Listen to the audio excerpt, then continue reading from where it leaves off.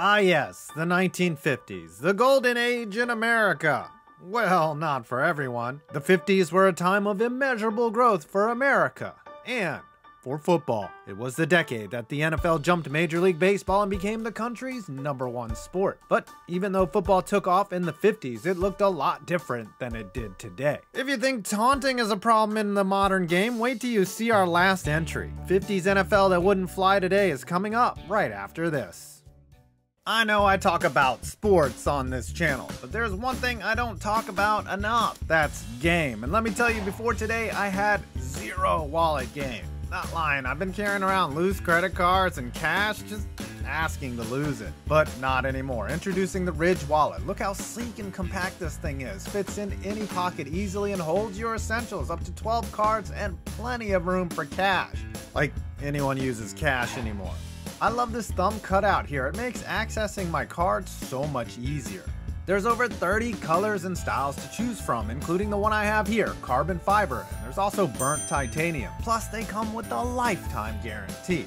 So after this video, head on over to ridge.com/5points and use code 5points to get 15% off your order. Yes, click the link below or visit ridge.com/5points, and again, use code 5points to get 15% off your order. You can even try it for 45 days, and if you don't like it, you can send it back for a full refund. Be like me, step up your wallet game. Ridge. Lack of face masks. Looking back at the 50s, headwear took a turn for the better, for the safer, but that wasn't the case at the beginning of the decade. Somewhere in between the leather caps of the 1920s and the space-age models of the present day, football helmets were stuck in an in-between stage, becoming gradually safer but still lacking some obvious features. By the end of the 1940s, Rams halfback Fred Gurkey painted horns on each side of his helmet, inadvertently becoming a marketing pioneer. The first plastic helmet was introduced by John T. Riddell in 1939, making contact safer. Within a year, those helmets became padded on the inside. Genius! But for the first half of the 50s, helmets were missing something fairly obvious: the face mask. There was nothing keeping a player from getting his nose broken, his eye blackened, or his lip cut in half. That changed in 1955. Cleveland Browns head coach Paul Brown and the team's equipment manager assembled a crossbar on quarterback Otto Graham's helmet to keep him from taking any more shots to the face, unlike Olivia Munn. Soon face masks became the standard. Every Brown was required to wear one, then the whole NFL masked up. The last player to go raw dog was Lions kicker Garo Yepremian, who finally relented in 1967. I mean, he was a kicker, so the juggernaut Cleveland Browns. Since returning to the league in 1999, the Cleveland Browns have served as the official doormat of the NFL. They've only made the playoffs twice since their rebirth, winning one wildcard game in 2021. But it wasn't always like this. In the 80s, the Browns were more than competent, but they were snake-bitten. Even winning back then was a departure from what the Browns used to stand for.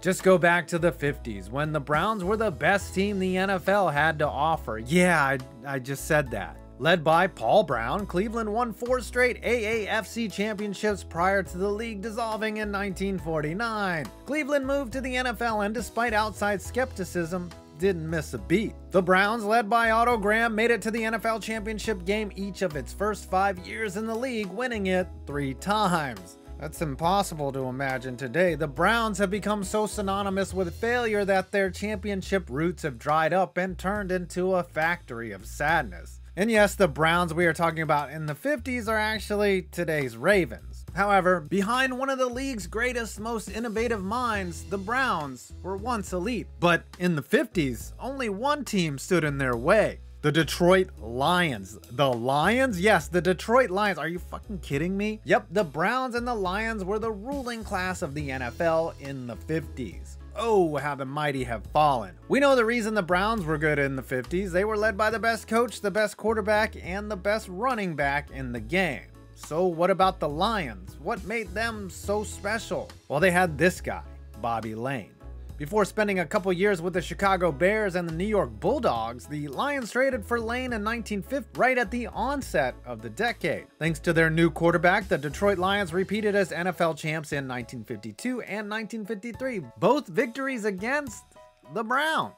The Lions nearly pulled off the three-peat, but were bested by the Browns in '54. The two teams would meet in the championship game 4 times in the 1950s, with the Lions taking 3 of those titles. What bizarro shit is this? Lane had a strong arm and was particularly adept at the end of games. Doak Walker once said about Bobby Lane that he never lost a game. Time just ran out on him. But as great as he was, Bobby Lane is believed to be the reason the Lions have been so bad for the last 60 years. How's that? During the 1958 season, the Lions traded Lane to the Pittsburgh Steelers.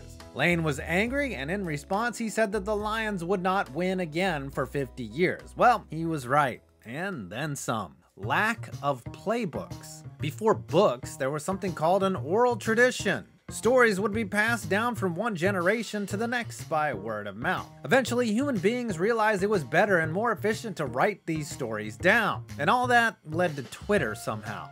We were already pretty good at writing things down when football came along in the 19th century, but it wasn't until the 1950s that the NFL adopted the idea of the playbook, diagramming routes, rushing assignments, and blocking assignments on paper rather than simply committing them to memory. And who was responsible? Take a wild guess. Yep, it was Cleveland Browns legend Paul Brown. He's been coming up a lot in this video, and that's because he's responsible for a lot of what we see today in the NFL. Brown didn't come up with the idea of a playbook while he was in Cleveland. It was already standard practice from the time he was the head coach at Massillon High School in Ohio. In the early days of the NFL, there were only a handful of plays, one that came out of the T formation, but as new formations and plays were invented, it just became too much not to jot it down on a chalkboard and then down in the playbook. With all the verbiage that's involved in the modern NFL, especially the West Coast offense, it's just impossible to imagine all that stuffed into the hardware of the mind.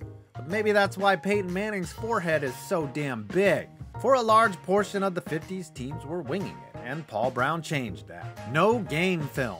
Much like the NFL's lack of playbooks in the 1950s, scouting was severely limited in that age as well. Teams would send advanced scouts, guys like Steve Belichick, and they'd write down everything that they saw. It was better than nothing, but it wasn't exactly the model of efficiency. That all changed one day when a young Stanley Kubrick visited the New York Giants facility. Kubrick, fresh off of his directorial debut, offered to film an upcoming Eagles game and pass the reel along to the Giants coaches so they could study it. I'm just fucking with you. It was Paul Brown. Obviously it was Paul Brown. Do I even have to say it? Just like the playbooks, Paul Brown was the first to film, edit, and review an opponent's game film as well as his own team's game film. It transformed the way football was scouted and the way football was played. It changed the way coaches looked at opposing players and their own players. While Brown was playing 4D chess, the other coaches were relying on traditional scouting methods, and that's why Brown was beating their ass every single year. And now, for our most 50s NFL that would not fly today. Dick Night Train Lane.